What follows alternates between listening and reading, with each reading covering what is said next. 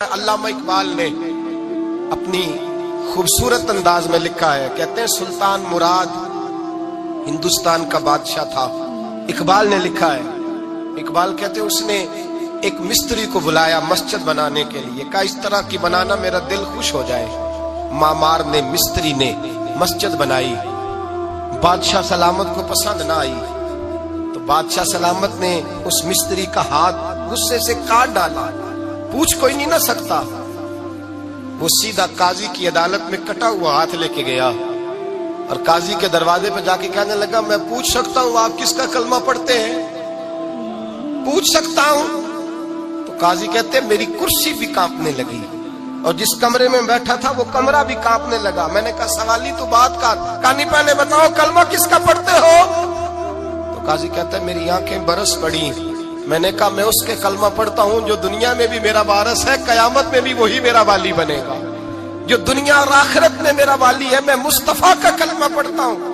تو کہنے لگے ہاں اس لیے تجھ سے یہ بات کہلوائی ہے کہ کہیں تو بادشاہ کا تو کلمہ نہیں پڑھتا، معاذ اللہ، تو قاضی عدالت میں بیٹھا ہے کرسی پہ، اس کا کلمہ تو نہیں پڑھتا؟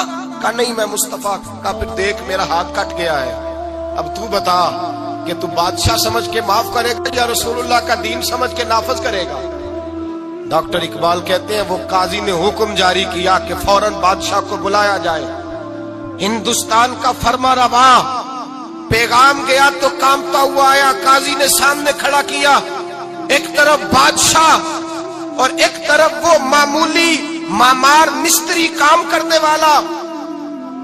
تو قاضی گرجدار آواز میں کہنے لگے بادشاہ تو بتا، اس کا خون سرخ ہے تو تیرا سرخ نہیں؟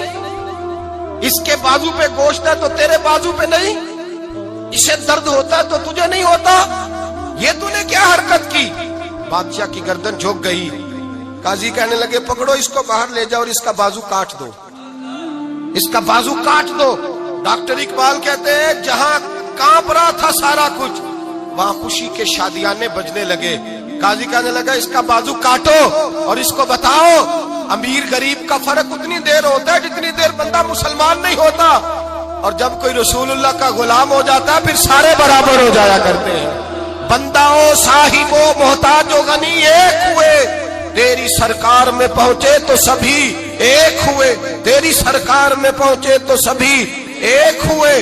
اور اپنی ملت پر قیاس اقوام مغرب سے نہ کر، خاص ہے ترکیب میں قوم رسول ہاشمی، لے جاؤ کاٹو اس کا بازو۔ اقبال کہتے ہیں جب باہر لے جایا گیا بادشاہ کو تو بادشاہ نے گردن جھکائی۔ وہ مستری کہنے لگا تو نے گردن کیوں جھکا دی ہے، اب کیا ہوا؟ تو بادشاہ سلطان مراد آنکھ کھول کے کہنے لگا بھول گیا تھا، غلطی ہو گئی تھی، بادشاہی کے تکبر میں آیا تھا، وہ جو تیرا ہاتھ کاٹا ہے وہ تکبر سے کٹ گیا ہے، اور یہ جو گردن میں نے جھکا دی ہے یہ میں نے اپنے نبی کے دین کی حد کے نیچے جھکا دی ہے، حضور کے قانون کے نیچے جھکا دی ہے، یہاں سزا لوں گا وہاں شرمندہ نہیں ہونا چاہتا۔ اس مستری نے بڑھ کے سینے سے لگا لیا اور کہنے لگا قاضی صاحب میں نے معاف کیا، مجھے پتا چل گیا ہے کہ مسلمان بادشاہوں کا کلمہ نہیں پڑھتے، محمد عربی کا کلمہ پڑھتے ہیں، رسول اللہ کا کلمہ پڑھتے ہیں، اور جب تک مسلمان نبی پاک کا کلمہ پڑھیں گے کوئی اللہ کی حدوں کو نہیں توڑے گا، کوئی دین کو پامال نہیں کرے گا، کسی کے اندر طاقت پیدا نہیں ہوگی کہ وہ دین کی حد کو توڑ سکے۔ حضرت جناب سیدنا محمود غزنوی رحمت اللہ تعالی علیہ بیٹھے ہیں اپنے دربار میں، ایک غریب عورت تڑپتی روتی ہوئی آئی، ماں بلکتی ہوئی آئی اور آگے کہنے لگی بادشاہ ذرا مجھ غریبنی کی فریاد بھی سن۔ بادشاہ نے کہا جلدی سے بلاؤ کہیں اس کی چیخیں کوئی زلزلہ برپا نہ کر دیں۔ قریب آئے، کیا بات ہے؟ کہنے لگی کوئی شاہی خاندان کا نوجوان ہے، میں بیوہ عورت ہوں، ہندو مذہب سے تعلق رکھتی ہوں، میری 4 بیٹیاں ہیں، کوئی بادشاہ کوئی شاہی خاندان کا نوجوان ہے، سپاہیوں سمیت آتا ہے، شراب کے مٹکے لاتا ہے، میرے گھر میں گھستا ہے، میرے پاس اور تو کوئی شے نہیں، ایک عزت ہی ہے۔ جب وہ جوان بیٹی کی طرف دیکھتا ہے تو میں سوچتی ہوں اب دنیا میں بچا کیا ہے؟ بادشاہ میں بڑی مشکل سے تجھ تک پہنچی ہوں، میں اگرچہ ہندو ہوں پر میری فریاد رسی کون کرے گا؟ سلطان محمود غزنوی کہنے لگے تو جا اور میں نے اپنے سارے سپہ سالاروں کو سپاہیوں کو حکم دے دیا ہے آئندہ جب تو آئے گی تو تجھے رات کا وقت بھی میرا دربار کھلا ملے گا، جیسے ہی وہ تیرے گھر آئے فوراً پہنچ جانا، آ کے اطلاع دینا۔ رات کا سناٹا، وہ غریبنی پھر تڑپتی ہوئی چیختی ہوئی آئی، بادشاہ ذرا جلدی کر غریب کی عزت لٹ نہ جائے، ذرا جلدی نکل، دیکھنا کوئی سرمایہ آج ختم نہ ہو جائے۔ بادشاہ خود اٹھے، تلوار پکڑی، گھر میں گئے، دیا جل رہا تھا، دیا بجھایا۔ اب بادشاہ نے اللہ اکبر کہا اور شاہ میں زرق برق نوجوان کی گردن پر جب بادشاہ نے تلوار ماری، لڑک کر کے گردن دور گری۔ پھر ہندوستان کا فرما روا سجدے میں گرا، کہنے لگا اے اللہ تیرا شکر ہے، اے اللہ تیرا شکر ہے، اے اللہ تیرا شکر ہے۔ پھر بادشاہ نے کہا پانی تو لاؤ، دیا تو جلاؤ، پانی لایا گیا، کہا روٹی تو لاؤ۔ خشک روٹی کے چند ٹکڑے بادشاہ نے کھائے، 1 گلاس پانی کا، 2 گلاس پانی کے، 4 گلاس پانی، 2 جگ بادشاہ پانی کے پی گیا۔ اور پھر روتا ہوا جب اٹھا تو بی بی کہنے لگی بادشاہ تیرا شکریہ، پر مجھے سمجھ نہیں آئی اس رنگ کی، دیا کیوں بجھایا ہے، سجدہ کیوں کیا ہے، پانی کیوں مانگا ہے؟ تو بادشاہ کہنے لگا بی بی بس تیرا کام ہو گیا، تو چھوڑ۔ کہنے لگی ذرا بتا تو صحیح، تجھے واسطہ اس رسول کا جس کا تو نے دین نافذ کیا ہے اور جس کے کہنے پر تو نے غریبنی کا کام آج اس کی عزت کو لٹنے سے، بتا تو صحیح۔ تو بادشاہ کہنے لگا ایک کی بہن ہے، اور یہ جو تیرے گھر آیا تھا یہ اسی ایک بہن کا بیٹا ہے اور اکلوتا بیٹا ہے۔ تحقیق کی تو پتا چلا میرا اپنا بھانجا یہ ظلم کر رہا ہے۔ میں نے قسم کھائی تھی کہ جب تک تجھے انصاف نہیں ملے گا نہ روٹی کھاؤں گا نہ پانی پیوں گا۔ آج 3 دن سے حلق خشک ہے، اس لیے کہ مصطفیٰ کا دین نافذ کرنا ہے، اس لیے کہ حدود اللہ کو قائم کرنا ہے۔ فرمایا آج جب میں نے دیا گل کیا، آج چراغ بجھایا تو اس لیے کہ جب بھانجے کو ماروں تو کہیں بہن کی صورت سامنے نہ آ جائے۔ یہ انصاف ہے، یہ بے انصاف ہوتا ہے۔ یہ وہ انصاف ہے جو نہیں دیکھتا کہ سامنے کیا ہے، اس کی آواز نہیں ہوتی، دھڑکن نہیں ہوتی، یہ تلوار چلتی ہے تو لحاظ نہیں کرتی، اس لیے دیا بجھایا تھا۔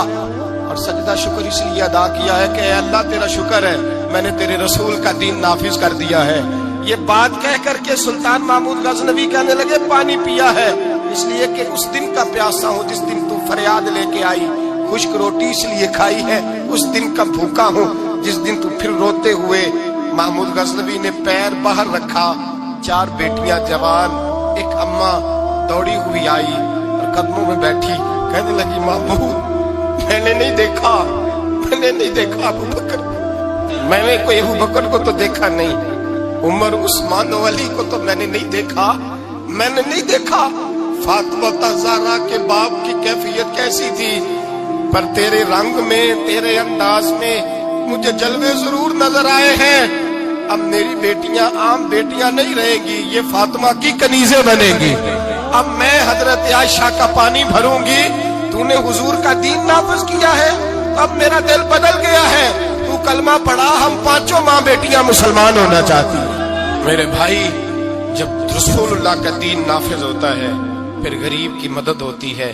غریبوں نہ آزماؤ بار بار چہرے بدل کے ظالموں کو، دعا کرو رمضان کی سہانی صبح میں اے اللہ ہمیں کوئی محمود غزنوی کا وارث عطا فرما، اے اللہ کو سلطان صلاح الدین ایوبی کا جانشین عطا فرما، کوئی عمر بن عبدالعزیز کو ماننے والا دے، ہمیں وہ دے جس کے لبوں پہ امام حسن اور حسین کا نام جاری ہو، کوئی ایسا عطا فرما جو حضرت علی کو اپنا آئیڈیل کہتا ہو، جو عثمان غنی کی حیا، عمر فاروق کی عدالت کا وارث ہو، جو ابو بکر صدیق کی صداقت کو آئیڈیل سمجھتا ہو۔ یہی چراغ جلے گا تو روشنی ہوگی۔ جب اللہ کی حد کا معاملہ آئے کسی کی پرواہ نہ کرنا، پھر نہ دیکھنا سامنے کون ہے، پھر نہ دیکھنا کون ہے اور کیا کہتا ہے۔ حضرت فاروق اعظم کے زمانے میں غسان کے بادشاہ نے کلمہ پڑھ لیا تھا، شاہ غسان نے۔ آج تو مکے اور مدینے میں بھی حالات بگڑ گئے، اب تو پیکج ہوتے ہیں حج کا، ایک وی آئی پی، ایک وی آئی پی، ایک عام، ایک اکانومی، اب تو وہاں بھی پیکج ہیں، اب تو وہاں بھی امیر آئے تو ان کے لیے الگ رستے ہیں عرفات اور مینا جانے کے لیے۔ حضرت عمر کا زمانہ تھا، غسان کے بادشاہ نے کلمہ پڑھا، لمبا جبہ پہن کے طواف کعبہ کر رہا تھا، ایک غریب کا پیر جبے پہ آ گیا، غریب کا، مجبور کا، غلام کا. بادشاہ نے پلٹ کے تھپڑ جو مارا تو مجمع میں خانہ کعبہ کے سائے میں غریب رونے لگا اور حضرت عمر کے پاس گیا، کہنے لگا میں رسوا ہو گیا اور سرے طواف رسوا ہو گیا.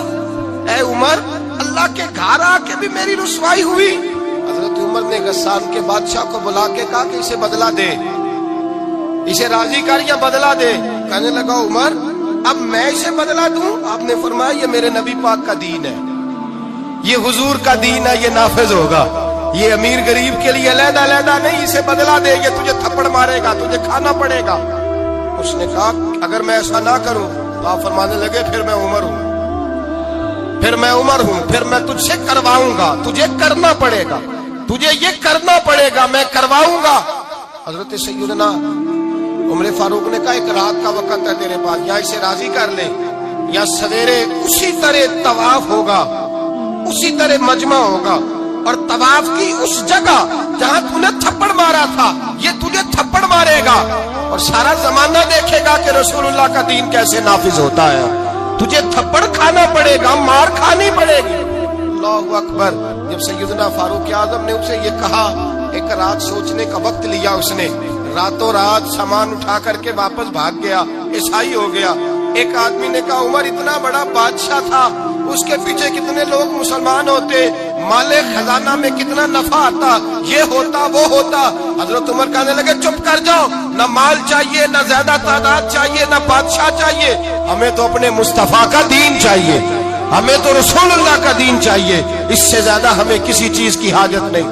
بھائی یہی چراغ جلے گا تو روشنی ہوگی. رسول اللہ کے دین کی حد کے معاملے میں کسی کی پرواہ نہ کریں. جب آپ کو واضح قرآن کی آیت مل جائے، جب حدیث مبارکہ واضح مل جائے، پھر اپنی رائے پہ پھر اس پر اپنی رائے کو نہ ڈالیں، تھوپے نہ.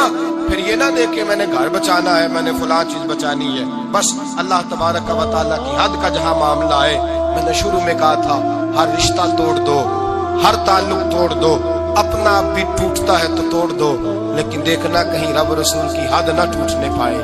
یہ حد کبھی نہیں ٹوٹنی چاہیے. دین اسلام کی جو حدود اللہ اور اس کے رسول نے متعین فرمائی ہیں ان کو کبھی نہیں ٹوٹنا چاہیے. دعا ہے خالق کی بارگاہ میں اللہ تعالی ہمیں اپنے محبوب کے دین کی حفاظت کی توفیق عطا فرمائے. آخر دعوانا ان الحمد